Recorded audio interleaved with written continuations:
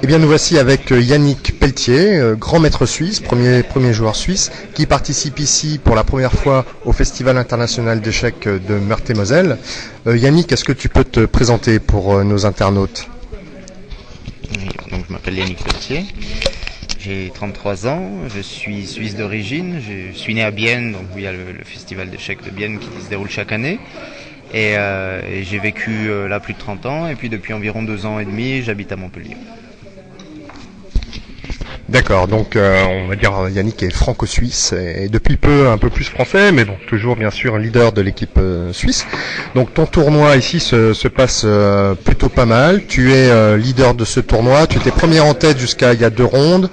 Maintenant avec 5 points sur 8, tu es toujours en tête. On attend le résultat incessamment sous peu de la partie entre Nicolas Brunner et puis Julio Granda Zuniga.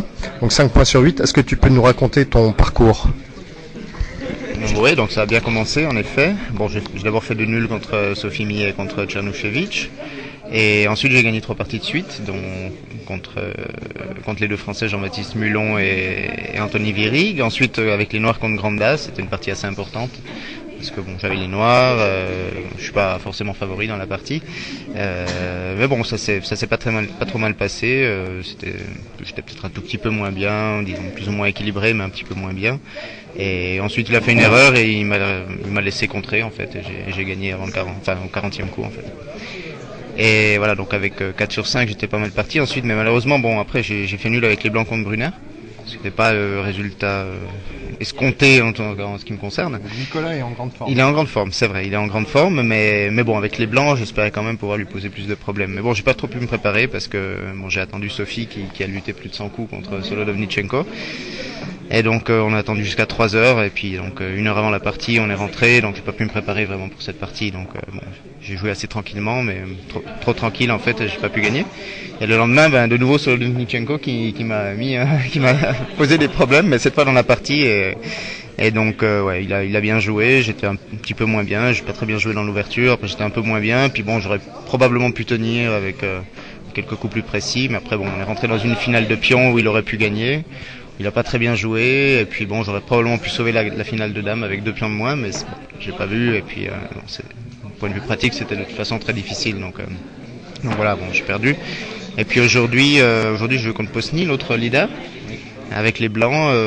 Bon, il a fait une erreur après l'ouverture, et puis j'ai pu faire une petite combinaison où j'ai obtenu tour et 3 pions pour 2 pièces.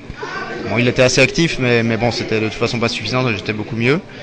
Et bon, je pense que j'ai dû louper le gain quand il y avait les dames. Ensuite, on a échangé les dames, j'étais toujours mieux. Et puis bon, en fait, après, j'ai fait des bêtises dans la finale. Et bon, il s'est sorti par miracle. Et donc, bon, je suis un petit peu déçu de cette partie parce que si j'avais gagné aujourd'hui, bon, suivant le résultat de Granda, mais bon, j'aurais été quand même premier avant la dernière ronde et ça aurait été pas mal. Maintenant, on est ex aequo, 2 ou 3 personnes ex aequo, voire peut-être Granda qui va peut-être nous dépasser s'il bat Brunner, bien que ça a l'air assez équilibré. Je pense pas, hein, normalement. Ça a l'air équilibré, mais bon, on sait jamais. Donc voilà, quoi. Ça va changer. Puis demain, il faut jouer avec les Noirs contre Ninov qui joue bien, donc voilà, pas facile, quoi. D'accord, donc un parcours plein de rebondissements, mais 5 points sur 8, c'est quand même super. Au niveau de l'organisation, c'est la première fois, je crois que tu fais peut-être même un tournoi comme ça de grands maîtres. Bon, bien sûr, tu es grand maître, tu fais partie des grands maîtres invités. Qu'est-ce que tu penses de l'organisation à ce festival de Meurthe-et-Moselle? Bon, c'est une bonne organisation, évidemment. Les locaux sont extraordinaires. Jouer dans cette salle, vraiment, bon, assez originale la salle, mais elle est vraiment très très bien. Bon, on a 2 jours où il faut jouer 2 parties. Bon, ça c'est un petit problème, mais bon, comme je l'ai compris, c'est une question de location des locaux, donc disponibilité des locaux, donc c'est clair qu'il faut faire avec. Bon, c'est un petit peu embêtant, mais c'est pour tout le monde la même chose, donc il faut voilà. En général, pour jouer le matin, j'ai jamais eu trop de problèmes. Bon, là, je deviens un peu plus vieux, donc ça se complique, mais bon, c'est pas trop grave. Et sinon, oui, l'hôtel est très bien. Bon, il y a juste le temps qui est un petit peu froid pour un Montpellierin, mais bon, sinon, qu'est-ce qu'on peut faire?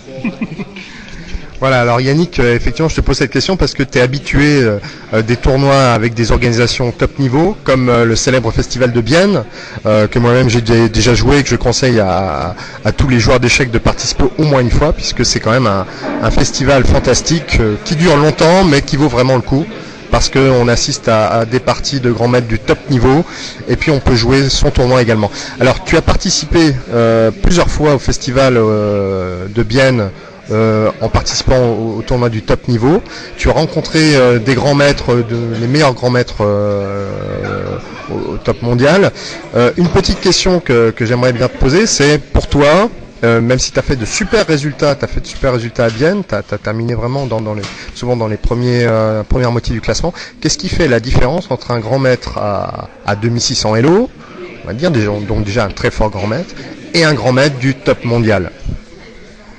Ouais, en effet, j'ai eu beaucoup de chance en tant que local biennois de participer et d'être invité plusieurs fois, même beaucoup de fois, au tournoi des grands maîtres.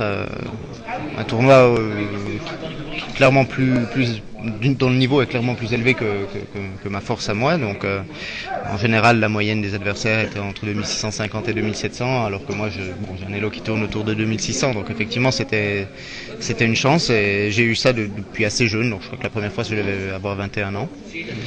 Et effectivement, c'est une très très bonne école. Bon, disons que, bon, là je dois te corriger parce que j'ai quand même pas souvent terminé dans la première moitié du tournoi. J'étais là quand tu l'as fait. Alors. Oui, en 2007 c'était pas mal, j'avais terminé 3e ex aequo, et puis encore une autre fois j'avais terminé à 50%, mais sinon c'était toujours assez difficile. Mais bon, c'est une bonne école quand même, hein. C'est clair que de jouer contre l'élite mondiale, c'est une très bonne école. Alors maintenant, qu'est-ce qui manque entre ces très forts joueurs et moi? Bon, il y a plusieurs choses. Déjà, peut-être qu'en Suisse, ça n'a pas été très facile de progresser, en tout cas quand on est jeune.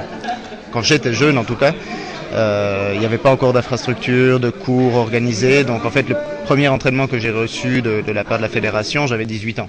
C'est quand même assez tard. Bien sûr, je m'entraînais avant. Bon, j'avais un entraîneur au club, mais c'était pas fantastique, si on peut dire. Enfin, c'était bien, mais pas suffisant pour devenir grand maître. C'est que seulement à l'âge de 18 ans que j'ai pu m'entraîner avec Gavrikov. Et ça, c'était vraiment un excellent entraîneur. Donc bon, je dirais qu'il y a ça qui est arrivé très tard. Mais bon, on peut dire que pour Carlsen aussi. Carlsen, il n'a pas eu d'entraîneur. Et puis bon, à 14 ans, il était grand maître. Donc ce qui manque clairement, c'est le talent, c'est sûr. Donc il y a un manque clairement de talent pour arriver plus haut. C'est pour ça d'ailleurs que je tourne autour de 2600 pour l'instant et que je vais pas à 2700. Et puis aussi le travail aussi que j'ai pas pu assimiler très tôt, disons. Si j'avais peut-être pu m'entraîner avec Gavrikov dès l'âge de 12 ou 13 ans, je serais probablement devenu plus fort, ou plus tôt en tout cas, plus fort.